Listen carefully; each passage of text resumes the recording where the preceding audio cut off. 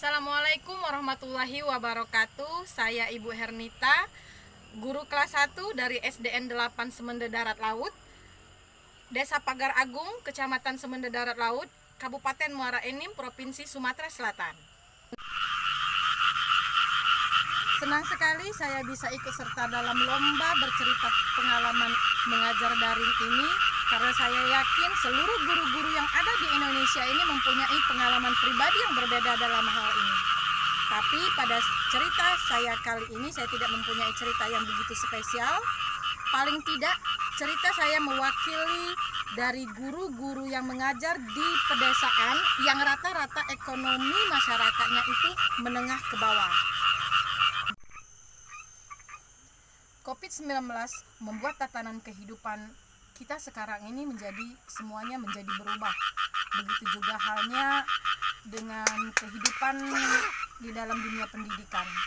Yang tadinya setiap pagi kita antusias menyambut anak-anak murid kita belajar bertatap muka, antusias pagi karena keceriaan mereka, bertemu dengan mereka, dengan segala pola tingkah laku mereka, dengan segala celoteh polos mereka. Sekarang tidak ada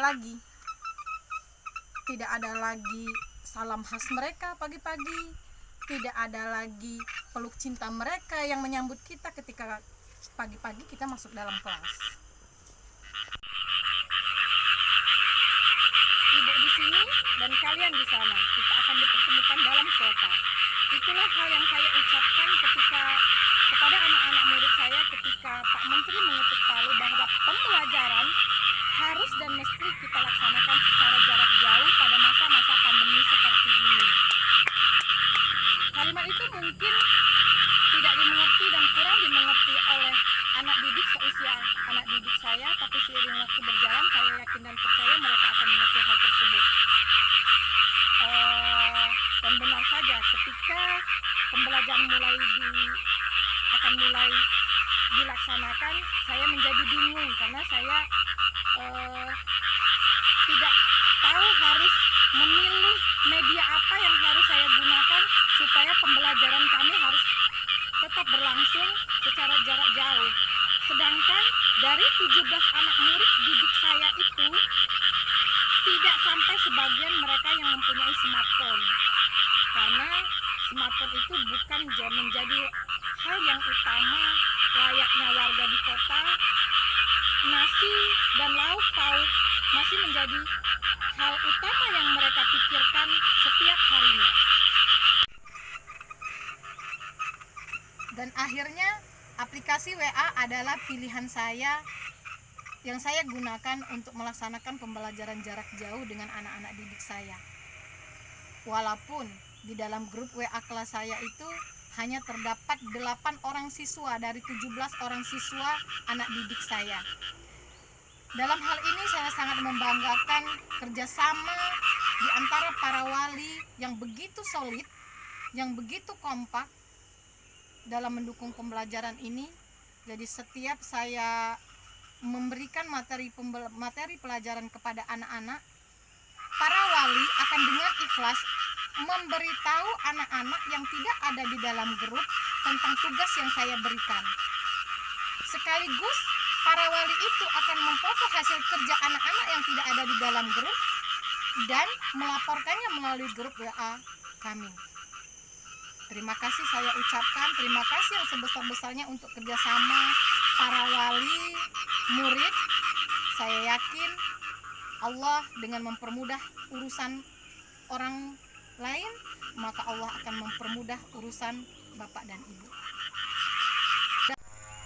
Jujur saja saya tidaklah cakap dalam bidang IT, saya tidak juga ahli dalam membuat video-video pembelajaran yang menarik.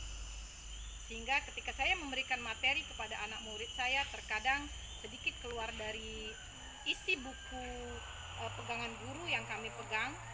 Tetapi program Merdeka Belajar yang digaungkan oleh Pak Nadiem membuat saya berani untuk berinovasi. Karena bagi saya, target kurikulum tidak menjadi hal tujuan utama dalam masa-masa pandemi seperti ini. Yang terpenting, anak-anak harus tetap bahagia selama di rumah. Mereka tidak boleh dibebani karena otak mereka diisi dengan volume yang berlebih dari kapasitasnya. Kita sebagai guru harus sangat bisa mendeteksi apakah pelajaran yang kita berikan bisa diserap, bisa ditangkap oleh anak murid kita dalam sekali waktu itu. Contoh kecil saja, misalnya anak kelas 1 untuk standar di desa yang baru mengenal huruf, yang baru mengenal angka, ketika kita beri pelajaran, ketika kita beri tugas untuk mengerjakan soal multiple choice sebanyak 5 soal, dengan cara mereka harus menyalin ulang, kemudian mereka harus menjawabnya, apa itu mungkin? Saya yakin pembelajaran mereka pada akhirnya akan berakhir dengan drama cubitan, tabokan, dan juga drama tangisan. Maka dari itu, bersabarlah wahai para ibu, wahai para ayah, guru-guru dadakan, di mana saja Anda berada.